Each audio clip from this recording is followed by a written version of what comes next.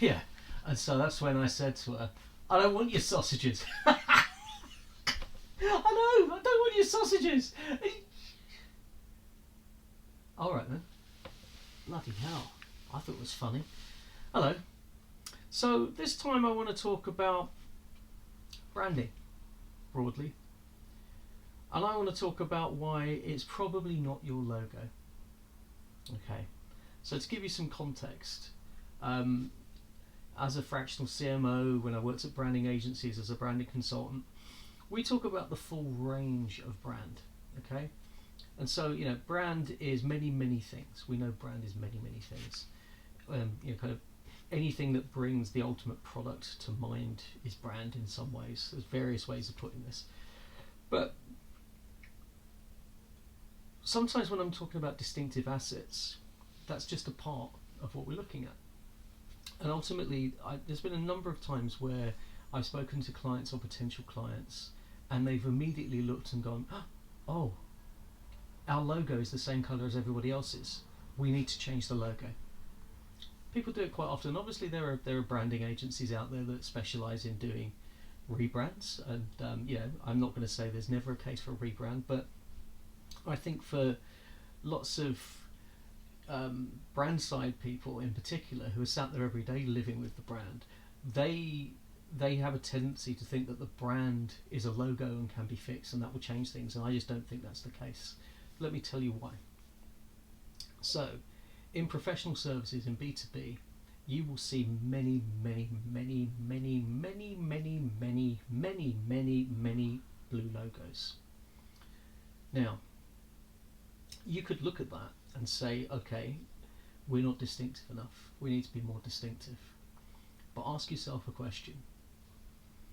How many sales do you think you haven't made because of your logo? Your logo might not be doing you any particular favours when it comes to distinctiveness, but ultimately, the reality is you probably have a problem with your position.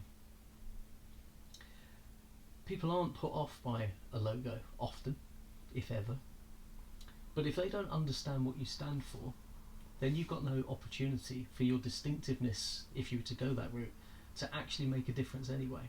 You need to be relevant before you're distinctive. Both, I guess. But if you're not relevant, if people don't understand that your brand is the solution to their problem, then no matter how distinctive or memorable your activities are, they don't know why to buy you. So instead of considering changing the logo, take a deep look at your position, your value proposition, and ask yourself, does that say to a casual consumer or someone looking to buy from either directly from the category or broadly within the category, does it tell them that this business, this brand is the answer to their problems? Because if it doesn't, you've lost the battle already.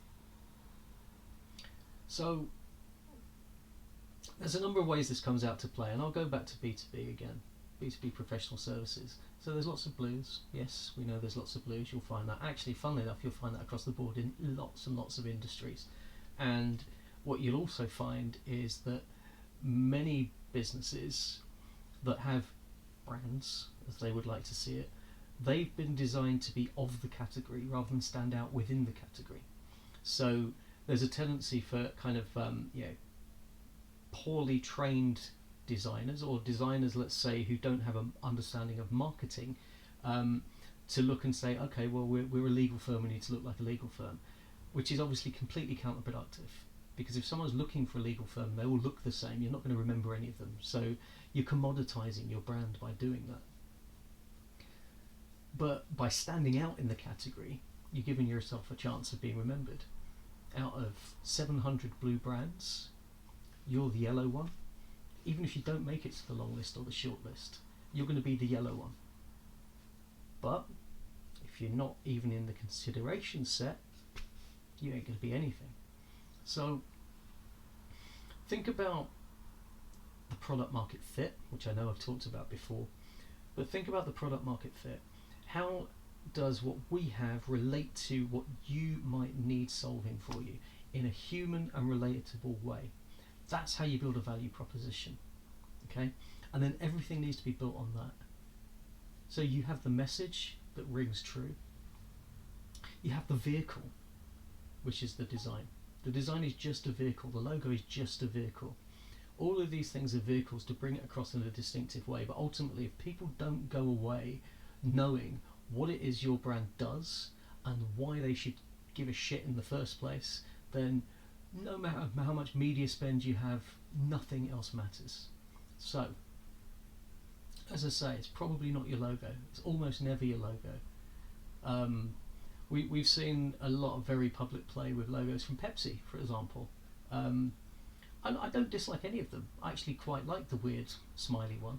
Yeah, I didn't like their kind of 700-page justification for it because that was nonsense. But I think it was a good logo. I think the current one's a good logo, and I understand why they've done it. But none of it's really shifted my perception of Pepsi or the recognition of Pepsi. It's a sugary soft drink brand. Now, what do they stand for? That's more difficult. So Pepsi used to be the taste of a new generation, directly setting themselves up as a competitor to the market leader, Coca-Cola, which is never a bad thing to do. You know, take an enemy, it's never a bad thing to do. Over recent years, I'm not sure what they're doing anymore. So that their current campaign, certainly here in the UK, seems to be about your fast food is better with a Pepsi, which ultimately I kind of question how much of a commodity they're setting their brand as being, if it's just that it tastes better, because as we know, people don't buy the best thing. They satisfice. They buy the least crap thing. They buy something that will do the job. But also, if we're looking at fast food, particularly if we're looking at going out quick service restaurants eating, we don't have a choice, particularly of our cola brand or of our kind of master brand, because most of them have done their deals. So if I'm going to KFC, it doesn't matter that I personally prefer Diet Coke. I've got a choice of Diet Pepsi or water. Diabetic, don't do anything else. But if I'm going to go to McDonald's, it's Coke. That's simple. So, you've got to have a value proposition. You've got to be distinctive. Not everyone gets it right. Anyway, that's it for now. It's probably not your logo. Have a look at your value prop.